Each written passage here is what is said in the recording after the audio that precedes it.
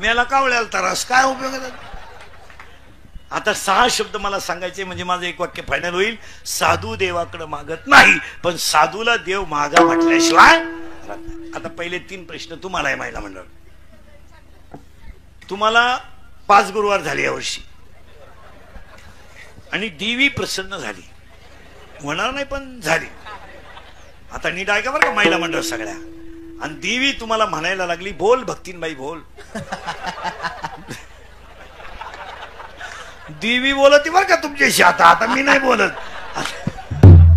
आता देवी काय म्हणते ऐका, बोल भक्तीनबाई बोल.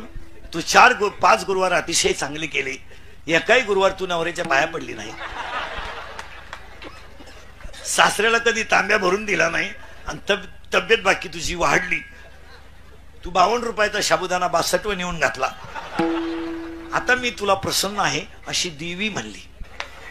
आणि देवीनं तुम्हाला 3 प्रश्न विचारलेत. ऐका बरं का बारीक. तुम्हाला स्वर्गाला जायचंय, नरकाला जायचंय का वैकुंठाला जायचंय? पटकन बोला. तुम्ही म्हणाल ती तर मी ती मला नेऊन घालणार. तुम्ही हा म्हणा. आता देवी प्रसन्न आहे तुमच्यावर. बोला. तुम्ही म्हणणारे वैकुंठाला. शब्द नीट आहे का बरं का? आता यांचं म्हणणं काय? वारकरी मंडळीत पुरावे लिहून घ्या. वैकुंठी जावया टपाचे साया. 17 अध्यायामध्ये 3 टप आहेत. कायिक टप, वाचिक टप, मानसिक टप. आपल्याच्यानं होणार नाही म्हणजे आपण वैकुंठाला जाऊ शकत नाही. चला, तुम्हाला जर स्वर्गाला जायचं असेल तर स्वर्गाला जायला पुण्य करावं लागतं. त्याला नुसतं पुण्य चालत नाही. 9व्या अध्यायात ओवी आहे, पापात्मक पापा नरका जायचे परी पाविजे शुद्ध पुण्य. आणि शुद्ध पुण्य आपल्याकडे नाही, आणि संपल्यावर खाली यावं लागतं.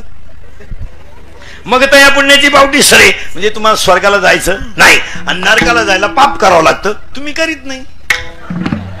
आपण पाहुण्याला चहा देतोच, बरोबर आहे, आदरातिथ्य करतो म्हणजे आपण पुण्य करतोय. म्हणजे तुम्ही स्वर्गाला जात नाही, नरकाला जात नाही, आणि वैकुंठाला जात नाही. मग उत्तर द्या मला, तुम्हाला जायचं कुठं? आता एकच वाक्य सांगा, कुठंच जाऊ नका, घरात नीट राहा. संपलं तुमचं. आणि आता तुम्हाला देव तुम्हाला देव म्हणला, बोल भक्ता बोल. 9,000चा बोकड्या देवाला कापितो, आणि देवाला काय वाहतो माहिती का? खुर खुर. आणि ही लोक खुर देवाला का वाहतात माहिती का महाराज? ते शिजत नाहीत.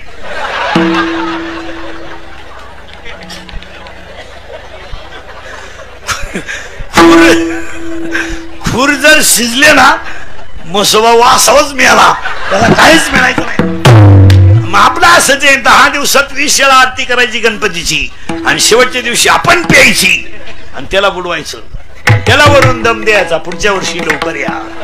तो म्हणला, बेवड्या मी येणार पण तू नाही राहणार. आलाय का? तो मला शांताबाई लावली ना, मी तुझं डिजिटलच लावणार. पूर्ण श्रद्धांजली. गेले मंडळातून हे. जेवढे जेवढे ह्या वर्षी गणपती बुडवायला पेलते, बेवडे ध्यानात ठेवा, तुम्ही पुढच्या गणपतीला नसणार, आणि असले तरी असे असणार. तुम्हाला देव प्रसन्न झाला. लय मार्मिक उत्तर आहे. तुम्हाला मोक्ष पाहिजे, मुक्ती पाहिजे का सिद्धी पाहिजे?